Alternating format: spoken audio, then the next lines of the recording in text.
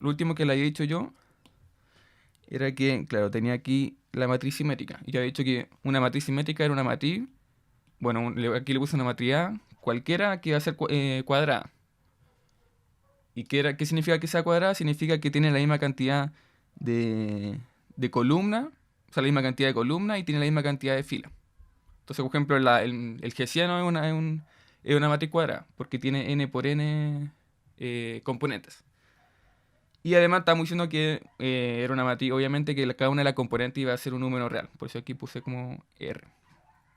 Entonces íbamos a decir que era simétrica cuando la matriz es igual a su traspuesta. Es decir, por ejemplo, si tengo esta matriz de acá y yo la transpongo, entonces con transponerla recordemos que no sé, pues, tomo esta fila de acá y la dejo ahora como una columna. Y después tomo esta fila de acá y después la dejo como una columna. Y si hago eso con toda la fila y la convierto en columna, entonces esa nueva matriz que obtengo va a ser exactamente igual a la que tenía antes de transponerla. Así que, en otras palabras, vamos a escribir aquí como una observación. Observación. Vamos a poner que justamente el hessiano va a ser una matriz simétrica. Y de hecho esto va a ocurrir por el teorema que vimos hace unos días, se llama el teorema de Schwarz, que nos decía que las derivadas parciales de segundo orden que se intercalaban en cuanto a las variables eran iguales. Es decir, por ejemplo, este tipo de derivadas de segundo orden eran igual a esta otra, pero con la derivada parcial intercalada. Por ejemplo, aquí tengo el i y ahora lo tengo acá. Lo mismo con el x, aquí lo tengo aquí y ahora lo tengo acá. Entonces, cuando ocurría esto, con todas las variables, porque en realidad una función puede estar definida en Rn, entonces puede tener muchas variables. Entonces, aquí se empiezan a intercalar todas las variables. Obviamente tienen que ser distintas, ¿no? Aquí no me sirve, por ejemplo, x y x, sino que tienen que ser distintas x e y. Entonces, por este teorema de Schwarz, justamente nos va a permitir que se mantenga esta igualdad una vez de hacer la respuesta. Entonces, vamos a escribirlo. Vamos a escribir exactamente eso que acabo de decir. Entonces, con el teorema de Schwarz, tendremos que el hessiano de la función f en este caso que estamos viendo acá, la función f de acá, que tiene n variables y va a los reales. Entonces esa, y en un punto crítico x0, entonces será simétrica. Una matriz simétrica. Entonces, como ejemplo, si aquí tengo mi hessiano,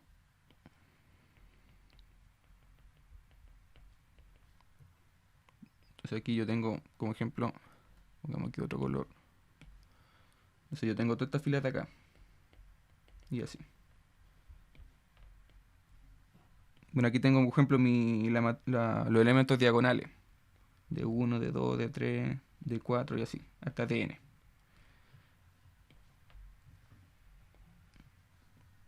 Las matrices, estas de acá son los elementos de acá. Este sería, por ejemplo, mi d1, este sería mi d2 y así. Mi dn. Le puse t de diagonal, porque esto es una diagonal. Entonces se le suelen llamar, por ejemplo, los elementos diagonales de la matriz. Entonces, por ejemplo, la traspuesta en este caso sería la misma matriz, pero traspuesta. Entonces tengo todo elemento, las filas las tengo así ahora. Pero, por ejemplo, va a ocurrir que siempre que hagamos la traspuesta, los elementos diagonales van a seguir ahí, hasta el dn. Entonces, yo de hecho ayer le decía que cuando hagamos la traspuesta, justamente iba a quedar esto igual.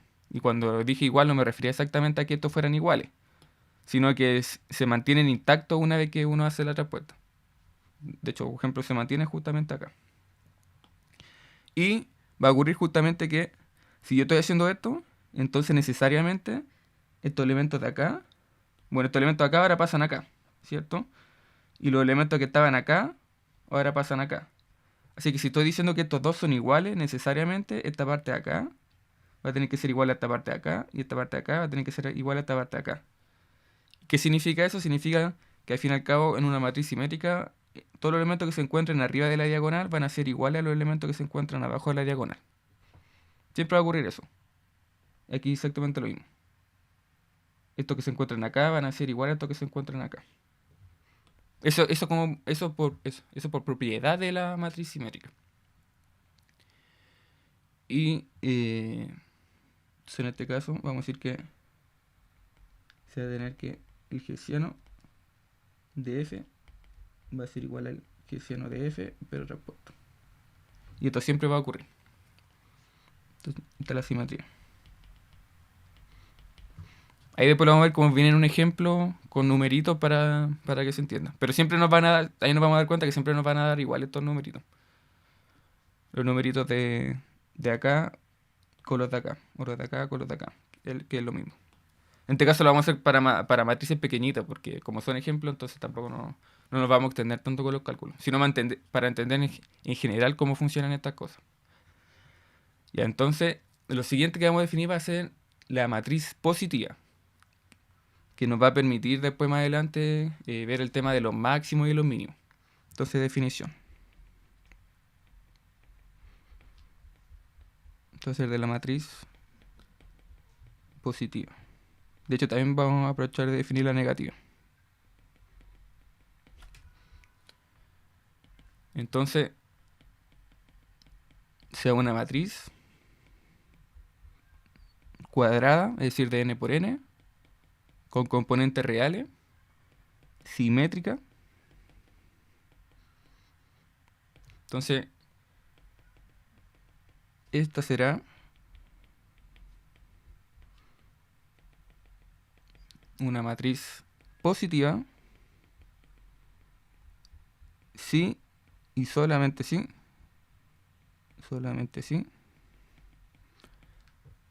bueno, así por si alguien tiene dudas, si solamente sí es como equivalencia, significa esto también.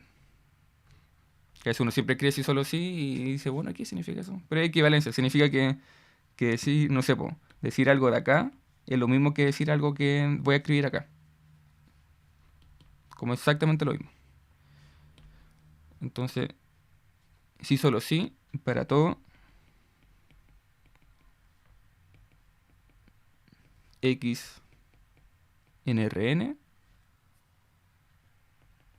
tal que cualquiera de esos x que me estoy tomando, esos vectores van a ser distintos del vector 0. Es decir, del vector que tiene puro 0. Entonces se tendrá, voy a escribirlo acá, se tendrá que va a ser positiva siempre y cuando este producto de acá sea mayor que 0. Es decir, tomo un vector, lo transpongo, tengo mi matriz cuadrada y aquí hago esta multiplicación y después esa multiplicación la vuelvo a hacer con este vector x. Y si toda esa multiplicación, porque esta multiplicación me da un número real, no me da un vector ni nada por el estilo, sino que me da un numerito, esta multiplicación de acá. Y si esta multiplicación me entrega algo que sea todo positivo, entonces nosotros vamos a decir que justamente la matriz es positiva. Y esto tiene que ocurrir para cualquier x que me tome en Rn. El que se le ocurra, obviamente que sea distinto de 0, pero cualquier vector que se le ocurra que esté en Rn, uno debería poder hacerle esta multiplicación a la matriz A, y si siempre es positivo, entonces uno dice, bueno, entonces la matriz A es una matriz positiva. Entonces esto hay que hacerlo para todo x los reales. Yo aquí voy a recargar esa parte ahí. Para todo x en los reales, distinto de 0. Bueno, si lo escribo de otra forma, esto sería como equivalente a decir que tengo lo x1 hasta xn, traspuesto, eso sí. Tengo aquí la matriz A. Y tengo aquí de x1 hasta xn. Esto es positivo. O otra forma de escribirlo sería, por ejemplo, en forma matricial.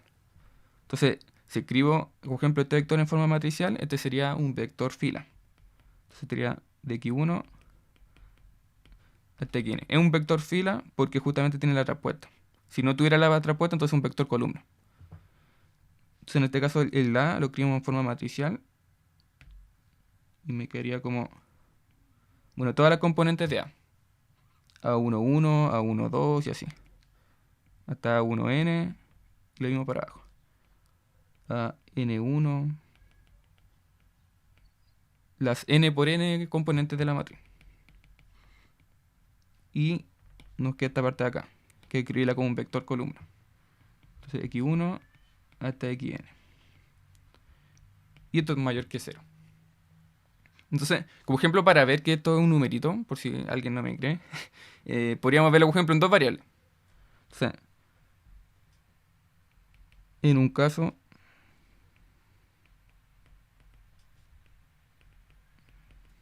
particular, si el vector x es justamente x, y, entonces aquí me quedaría x y a11, a12, a21, a22. Y aquí me quedaría x y. Entonces si uno, por ejemplo, hace esta multiplicación de acá, me quedaría... Bueno, primero tengo que multiplicar s con s. Se me quedaría aquí x a11 más y a21. Y después s con s. Aquí me quedaría x a12 más y a22. Y esto multiplicado con el vector columna. Y ahora tendría que multiplicar esto con esto. Entonces aquí me quedaría x al cuadrado 1 más x por y 2, 1. Y ahora este con este. Entonces aquí me daría xy a 1, 2 más y al cuadrado a 2, 2. Entonces fíjense que al final esto sí es un numerito, porque aquí simplemente estoy haciendo una suma de números. Entonces lo que me está pidiendo esta definición es que justamente si tengo una matriz simétrica, de hecho, si tengo una matriz simétrica en este caso, debería tener que estos dos componentes son iguales. Entonces, por ejemplo, al fin y al cabo estos dos de acá son iguales. Así que podría sumar esta cosa de acá. Entonces, por ejemplo, podría dejarlo así. 2xy a 1, 2. Esto porque A es simétrica. Entonces A1, 2 va a ser igual a A2, 1. Entonces, para que sea positiva me está diciendo que toda esta suma de acá, de estos tres términos de acá, sea mayor que 0. Si eso ocurre, para cualquier x e y, en este caso en el plano R2, porque solamente tengo dos variables, si ocurre para cada x y, entonces no tendría ningún problema y podría decir que esta matriz A es positiva. Entonces en este caso uno diría, por ejemplo, que A es positiva. Y va a ocurrir exactamente lo mismo con la matriz negativa. Si la desigualdad está hacia el otro lado, entonces va a ser una matriz negativa. Entonces voy a ir a... O lo puedo escribir aquí mismo quizá. No, mejor escribo al otro lado. Entonces voy a ir a la otra página. Entonces, análogamente,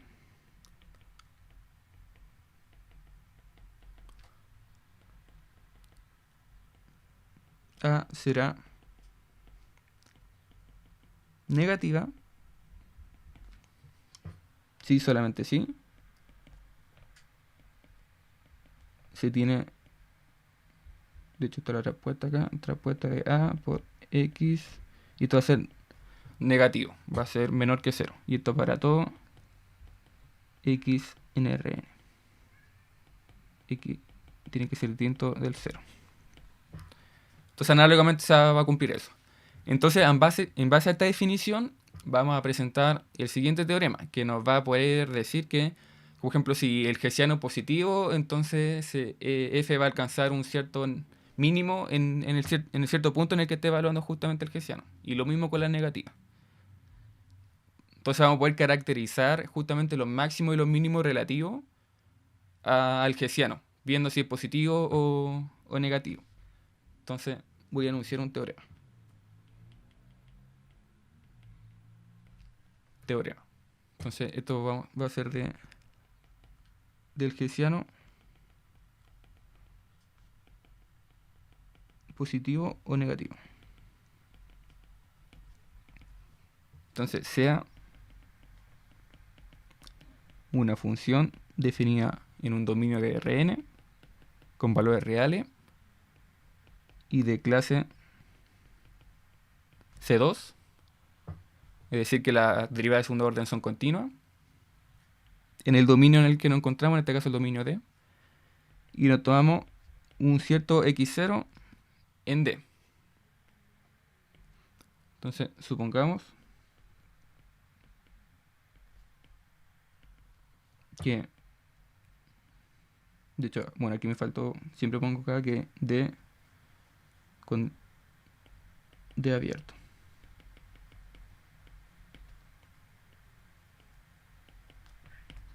Entonces, supongamos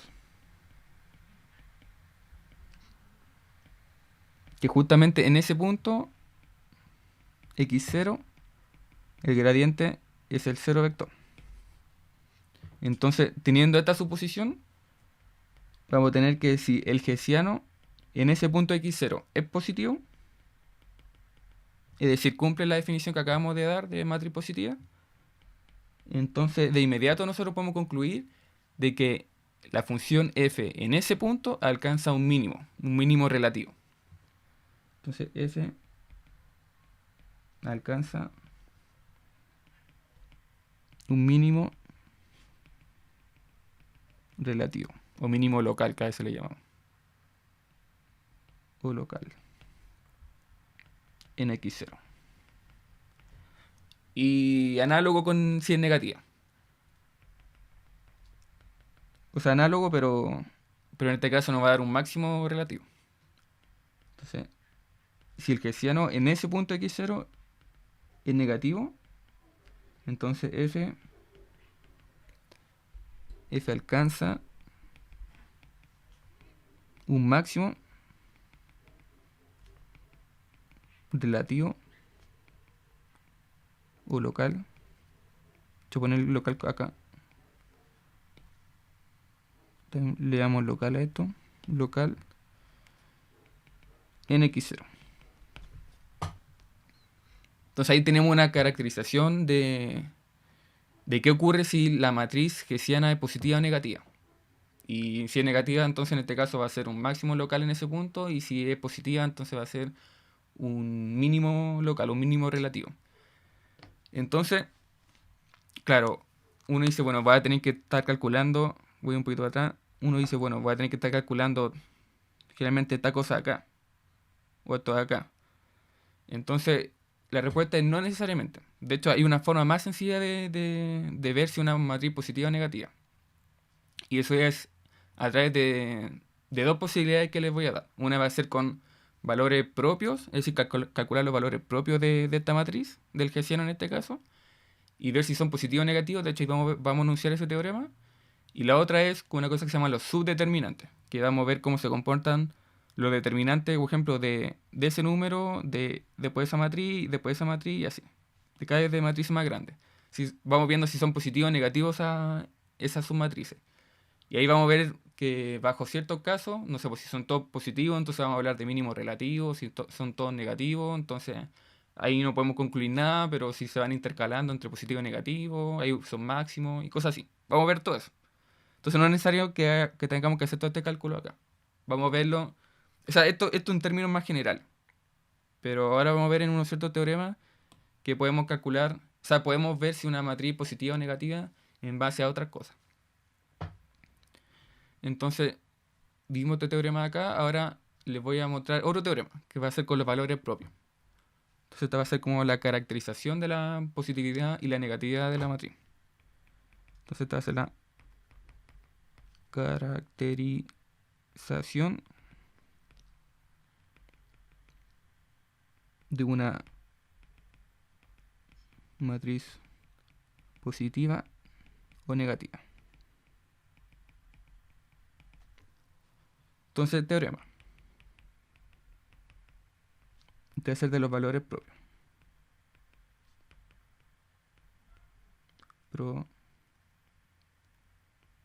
propios. Entonces, sea A una matriz cuadrada de n por n con valores reales, simétrica y digamos simétrica. Entonces, esta será positiva si y solo si todos sus valores propios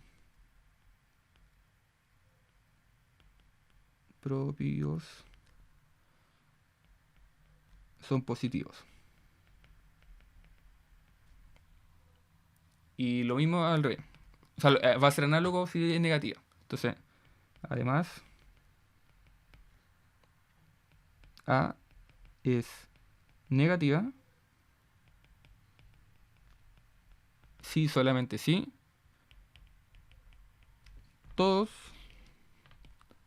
sus valores propios son negativos. Entonces a veces nosotros, bueno, ahí vamos a ver ejemplos donde vamos a calcular esto con valores propios y lo vamos a calcular con el siguiente teorema que les voy a dar de la submatriz. Entonces ahí después uno va a ver que algunos, o sea, ahí uno va a decidir como qué cosa ocupar o qué cosa no ocupar. Entonces, claro, este teorema nos dice que la matriz A es positiva siempre y cuando todos los valores propios que uno encuentre de esa matriz sean valores propios positivos. Y lo mismo al revés. O sea, si es negativa, entonces esto va a ocurrir siempre y cuando todos los valores sean negativos. Todos los valores propios sean negativos. Y ahora anunciamos el siguiente teorema de las submatrices. Entonces, teorema, pongamos aquí 2. Entonces, de las submatrices. Entonces, sea A nuevamente una matriz cuadrada. Bueno, las mismas condiciones de siempre. Y simétrica. Entonces, esta matriz de acá vamos a como separarla en varios subbloques. Y ese subbloque de la matriz vamos a llamarle submatriz. Y cada uno de estas submatrices vamos a calcularle su determinante. Y en base a eso vamos a ver qué cosa ocurre o qué cosa no ocurre. Entonces, supongamos que antes de decir si es positiva o negativa, supongamos que aquí tengo mi matriz A, A11, A12, A21, A22, A31, A32, A33, A323, A313 y así. Hasta el 1n, hasta el 2n y así. Y aquí lo mismo. Sería hasta 1, o sea, hasta n1, hasta n2, hasta n3 y hasta el nn. Entonces, por ejemplo, a las submatrices de las que estoy hablando se van a separar así. Entonces, por ejemplo, hasta acá va a ser mi submatriz A1. Esta submatriz de acá vamos a llamarle A2. Y esta submatriz de acá vamos a llamarle A3. Y así. Hasta alcanzar la enésima submatriz. Entonces ya la enésima submatriz serían todos. Esta sería la AN. Que justamente en este caso la N sería justamente A. Entonces,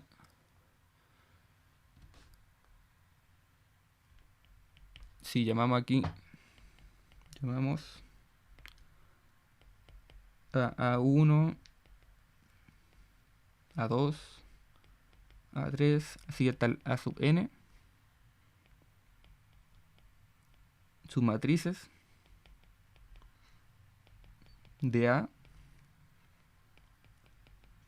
Entonces, A es positiva,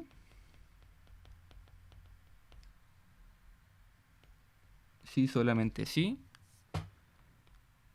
el determinante de cada una de estas submatrices, es decir, el determinante de una sub i, esto para todo i entre 1 hasta n, es decir, con todas las submatrices, le calculo su determinante y veo que este determinante es mayor que 0, entonces nosotros vamos a estar diciendo que va a ser positiva. Entonces, vamos a tener siempre esta caracterización de acá. Si tengo que esto de acá, entonces se va a cumplir que es positiva. Y si es positiva, entonces se va a cumplir de inmediato esta cosa de acá. Y va a ocurrir algo similar con... No lo mismo, pero va a ocurrir algo similar con la matriz negativa. Entonces, A es negativa. Si solo si los signos se van intercalando de la determinante. Pero el primero tiene que comenzar siendo negativo. Entonces, por ejemplo, A sub 1 va a ser negativo. Después el A sub 2 tiene que ser positivo. Y así. Después la sub 3 tiene que ser negativo. Y así se van a ir intercalando. Positivo, negativo, positivo, negativo. Entonces va a estar todo el rato así intercalándose. Entonces esa sería otra forma de hablar de la matriz positiva a la matriz negativa. Entonces tengo estas dos formas. Bueno, en realidad tengo tres formas. Sería una calculando todo esto de acá y viendo si esto da positivo o si da negativo. Tengo otra forma que es viendo los valores propios. Calcular cada uno de los valores propios de la matriz y ver si son positivos o negativos y en base a eso decir si la matriz positiva o negativa. Y en base a eso saber si se alcanza los máximos o los mínimos. O la otra forma que le acabo de decir, que es la de los subdeterminantes. Ir viendo cada uno de estos bloques. Por ejemplo, este bloque acá sería el primer bloque y sacarle su determinante. En este caso, el determinante sería simplemente un numerito. O sea, este bloque sería un numerito porque solamente está tomando el la sub 1, 1. Después, por ejemplo, el segundo bloque, sacarle su determinante. Después, el tercer bloque, sacarle su determinante. Y ver el signo de ese determinante. Así que va a ser súper importante de que en esta cosa nunca se equivoquen en el signo. Porque si se equivocan en el signo, entonces se equivocan en la conclusión que van a sacar acerca de la matriz. Y también se van a equivocar entonces acerca de si ahí se alcanza un máximo o un mínimo. Porque en base a la positividad o la negatividad estamos viendo si son máximo o mínimo en el hessiano. Y en la función. Y eso. Entonces, vamos a ir a la otra página.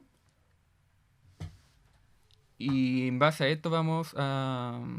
De hecho, aprovechar aquí mismo, en este teorema, de escribirle que, por ejemplo, esta cosa de acá, si tiene, por ejemplo, acaso positivo o negativo. Entonces, voy a seguir escribiendo aquí en el teorema. Entonces, de hecho, podemos ponerlo como una observación. Observación.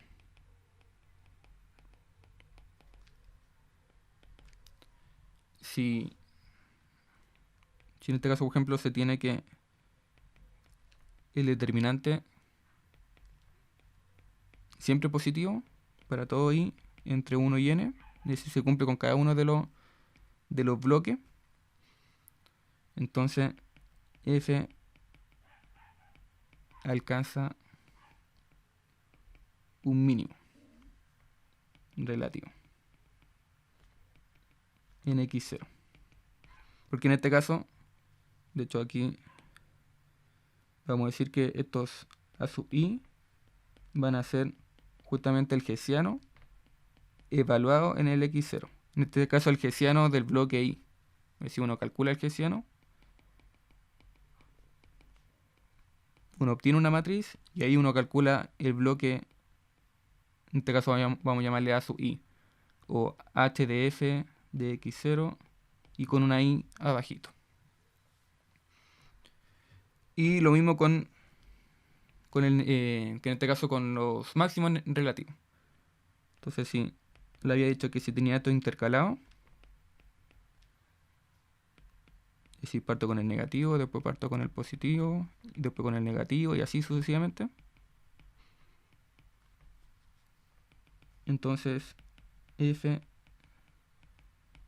alcanza un máximo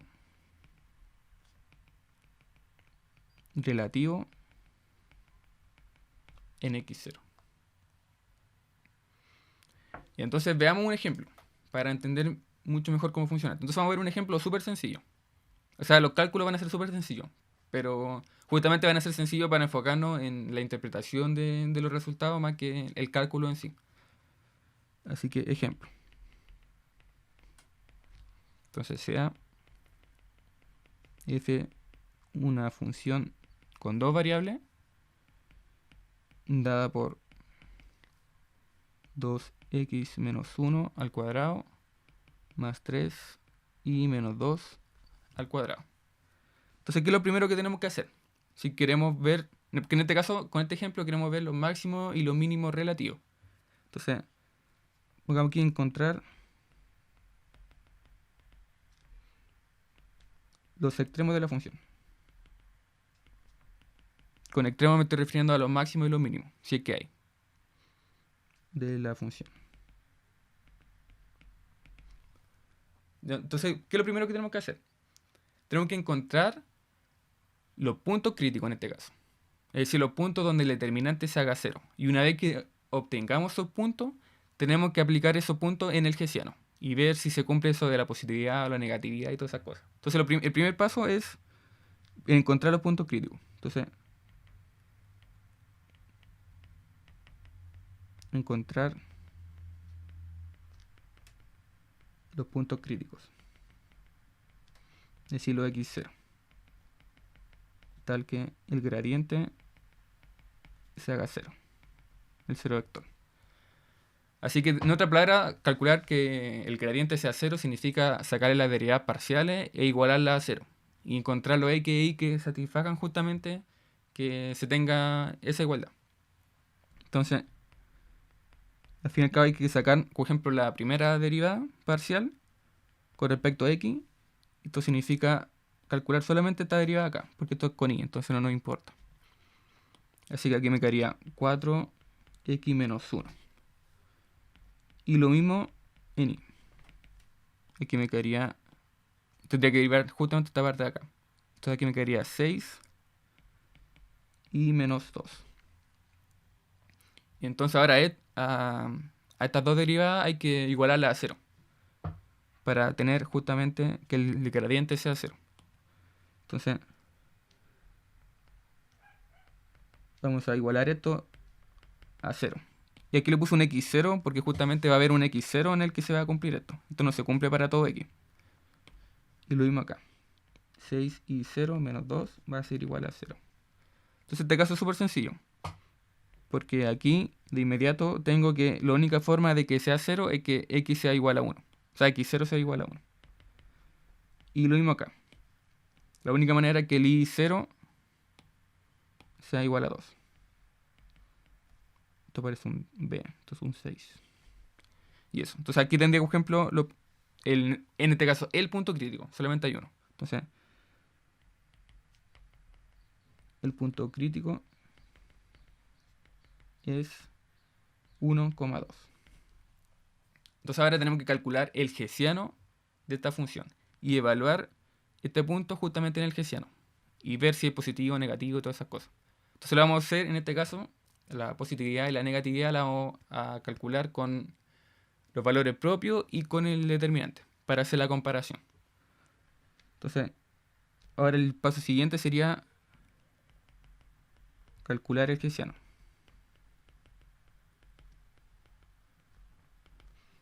Entonces, para calcular el hessiano, al fin y al cabo tenemos que hacer las derivadas de segundo orden. Entonces calculemos la derivada parcial en y, o sea, en x de esta cosa acá. Entonces hay que calcularla, hay que volver a calcular la derivada a eso de ahí. Entonces aquí me quedaría 4. Después si hago esto con y, si calcular a esta función, calcularle la derivada parcial en y, me quedaría 0, porque no hay ninguna dependencia en y.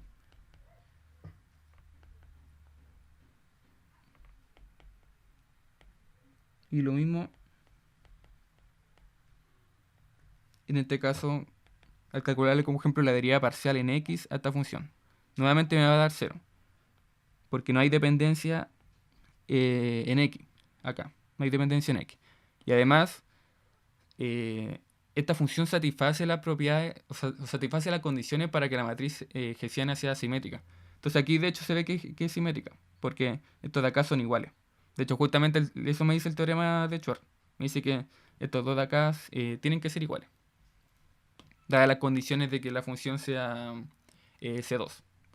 Y es C2 porque, de hecho, esta función, bueno, aquí ya le calculamos le estamos calculando sus derivadas y las derivadas no son funciones discontinuas, de hecho son puros numeritos, 4, 0, 0. Es decir, son funciones constantes, así que son funciones continuas. Por lo tanto son C2.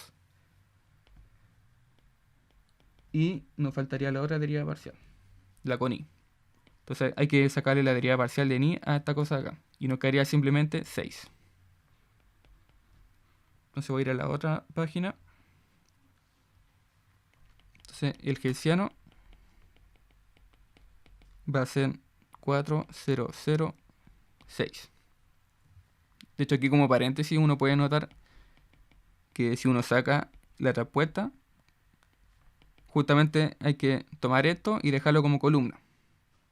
Entonces quedaría aquí 4, 0. Y ahora hay que tomar esta acá y dejarlo, si está acá y dejarlo como columna. Entonces aquí nos quedaría 0, 0, 6. Entonces fíjense que son iguales. Entonces claramente la matriz es simétrica. Entonces, ahora que tenemos la matriz, vamos a aplicar algunas de los criterios que vimos del teorema con la subdeterminante o con los valores propios. Entonces, no sé, comencemos con el de los determinantes, de la subdeterminante. Entonces, en este caso, vamos aquí con subdeterminantes.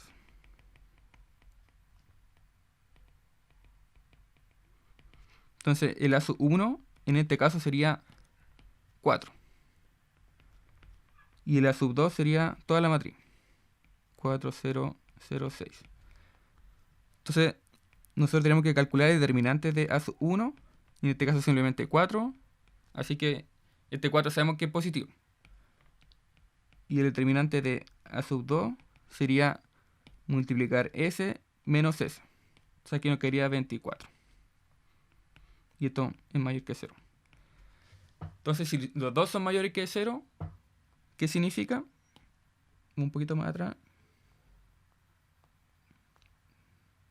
Aquí está.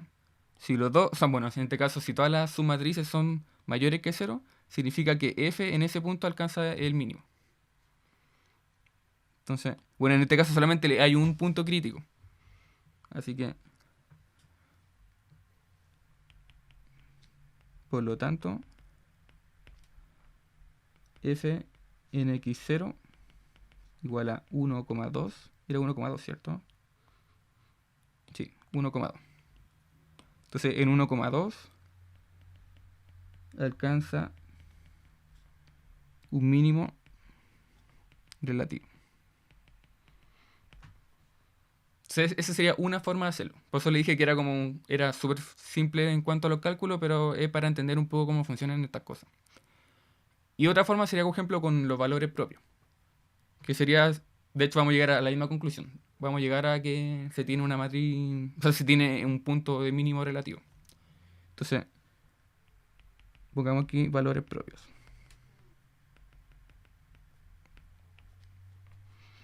Así que tenemos que calcular, al fin y al cabo, este determinante. O sea, hay que encontrar todos los lambda reales, tales que el hessiano en ese punto 1,2 menos lambda por la matriz identidad sea 0. Hay que calcular, hay que encontrar todos los lambda tal que se cumpla esta cosa acá. Entonces hagamos eso. Aquí nos quedaría el determinante de esta matriz que era 4006 menos lambda y la matriz de identidad es 1100. Y esto igual a 0. En este caso hacemos una recta de matrices. Aquí nos quedaría 4 menos lambda, 0, 0, 6 menos lambda. Así que sacar este determinante de esta matriz, al fin y al cabo significa hacer esta multiplicación menos esa multiplicación. Así que aquí me quedaría 4 menos lambda, 6 menos lambda, igual a 0. Entonces aquí se tiene que, se cumple esta igualdad siempre y cuando lambda valga 4 y valga 6, o 6. Entonces los valores propios en este caso serían, entonces esto sería lo mismo que los valores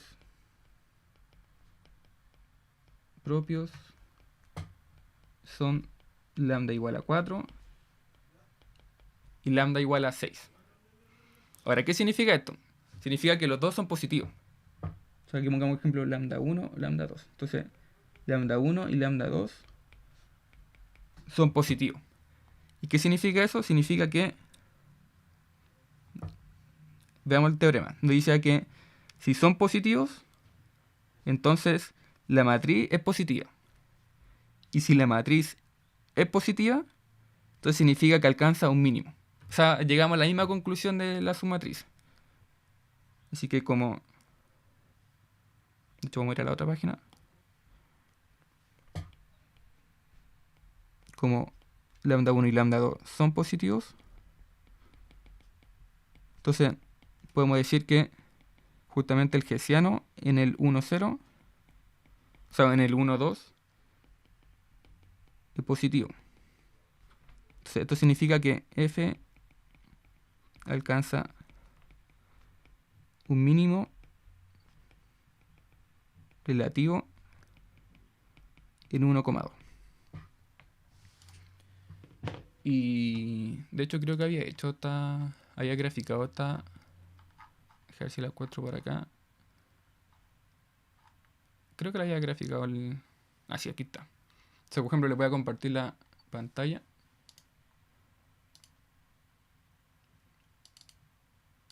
Por ejemplo, ahí se ve el programa. Entonces, aquí uno se da cuenta. De hecho, aquí está el... Vamos a agrandar un poquito esto. Entonces aquí uno se da cuenta que justamente se cumple lo que nosotros calculamos. En este caso, en ese punto de ahí, se alcanza un mínimo. Ese punto de ahí. Que de hecho, como justo donde está el 2, bueno, ahí no se ve el 1, pero por aquí es como el 1. O sea, ahí justamente se alcanza el mínimo. En este caso, un mínimo relativo. Y ahí después la función empezó a aumentar para todos lados. Así que justamente es un mínimo. A ver si hice el gradiente. Sí, mira, de hecho también hice el gradiente. De hecho creo que este es el ejemplo que les mostré ayer. Así como ejemplo visual. Y de hecho aquí se ve, por ejemplo, que al igual que lo que mostré ayer, ese punto de ahí, que el punto que recién calculamos, ahí el determinante, o sea, el gradiente se hace 0. Porque justamente ahí los vectores se van haciendo cada vez más pequeñitos en comparación a estos de acá. Entonces, claro, ahí se alcanza justamente... Ahí justamente hay un punto crítico que sería el 1,2 y ahí justamente también se alcanza un mínimo relativo. Entonces sería como el aspecto visual de este ejercicio. Entonces ahora voy a volver a el iPad. Ahí sí.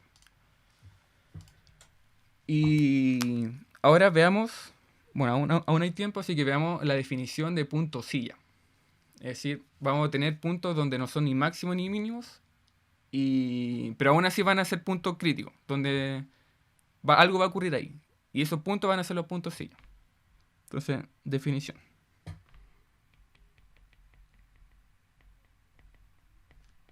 Entonces, punto silla. Entonces, sea f una función definida en un dominio de Rn, es decir, con n variables, una función C2 en D, y sea x0 un punto de D con D abierto. Tal que en ese punto tengamos que justamente el gradiente sea el 0 vector. Es decir, las mismas condiciones que hemos estado pidiendo todo el rato. Entonces, aquí podemos verlo de dos formas. Entonces podemos decir que, por ejemplo, hagamos esta definición en base a los subdeterminantes. Entonces, si los subdeterminantes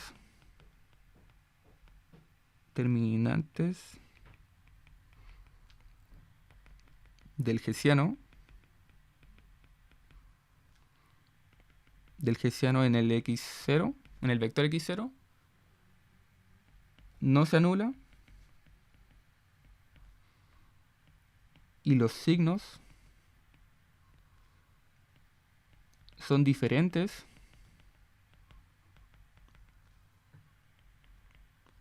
a los necesarios en este caso, a los necesarios para tener máximos o mínimos relativos. Entonces diremos que x0 es un punto silla. Entonces, ¿cómo podemos entender esta definición que acabo de dar? En otras palabras, si no se cumple, voy a ir un poquito para atrás. Por ejemplo, si no se cumple ninguna de estas dos cosas, es decir, no se cumple que los subdeterminantes son positivos, o no se cumple que se van intercalando partiendo con negativo, después positivo, negativo y así. Si no se cumple ninguna de estas dos condiciones, para que se dé los mínimos o los máximos relativos, entonces vamos a estar hablando de puntos silla. Así que en cualquier otro caso que no sean estos, van a ser puntos silla. Obviamente todos los subdeterminantes tienen que ser distintos de 0. Si son 0, entonces uno no puede determinar nada. De hecho, ese sería, por ejemplo, la respuesta que uno podría dar, por ejemplo, el caso hipotético que sacan una subdeterminante y les da 0, entonces dicen, bueno, en este caso uno no puede determinar nada en específico. Porque siempre lo están pidiendo que estas cosas sean positivas o negativas. Entonces, en el caso de puntos silla, no se tiene que cumplir ni esto, y tampoco no se tienen que tener que sean iguales a 0 los subdeterminantes. Así que eso. Así que veamos un ejemplo que es como el ejemplo clásico de puntos silla. Entonces, ejemplo. Sea f una función de dos variables tal que f sea igual a x cuadrado menos y cuadrado. Esta función es la clásica función con la que uno ve que se cumple un punto silla. Es decir, que no hay ni un máximo ni un mínimo. De hecho, ahí lo vamos a ver después visualmente. Entonces, ¿cuál es el primer paso que hay que seguir para calcular los puntos críticos? El mismo de antes. Es decir, calcular el gradiente e igualarlo a 0. Así que el primer paso sería sacar el gradiente de esta función en un punto x0 y ver que eso sea justamente el 0 vector. Así que eso significa calcular la derivada parcial en x, que sería 2x, nada del otro mundo, y lo mismo en y, sería en este caso menos 2y.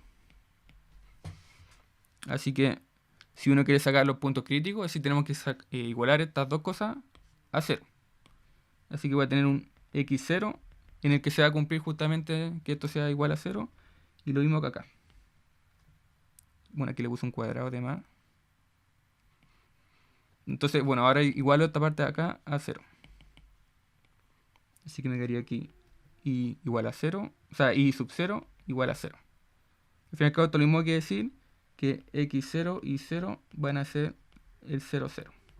De hecho, la única forma que se dé esta igualdad es que esta acá sea 0 y que esta acá sea 0. Así que este sería el punto crítico. Entonces este es un punto crítico. Entonces ahora solo nos quedaría calcular el hessiano. El hessiano de esta función. Entonces el segundo paso ahora sería ver el hessiano. En este caso en el 0, 0. Así que hay que calcular nuevamente la segunda derivada. Y aquí la segunda derivada sería 2. Según la segunda derivada en y, sería menos 2. Y la segunda derivada en la derivada parcial de y después en x sería 0. Y lo mismo al revés. Así que aquí nuevamente el hessiano es súper sencillo. Sería 2, 0, 0 menos 2. Y aquí, bueno, podemos verlo de dos formas. Con los valores propios, o podemos verlo ¿cómo se llama? O sea, podemos verlo con los determinantes, subdeterminantes y con los valores propios. Entonces voy a seguir en la otra página. Así que si lo hacemos como ejemplo con los subdeterminantes, en este caso el subdeterminante a sub 1 sería simplemente 2. Entonces sería a sub 1. Y la sub 2 sería toda esta cosa acá.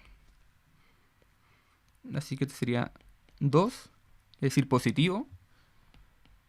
Y el determinante de la segunda matriz sería el determinante de 2, 0, 0, menos 2.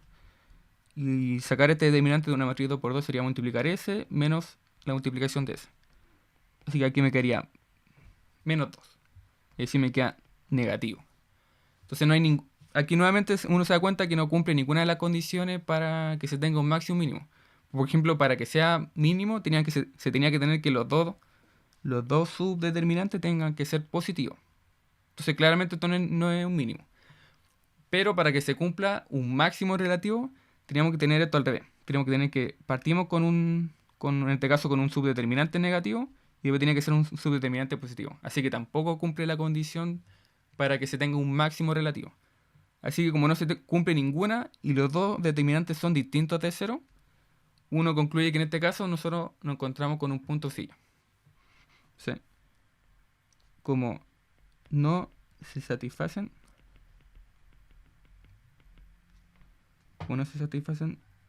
los dos casos necesarios para un mínimo o máximo relativo. Y además, los subdeterminantes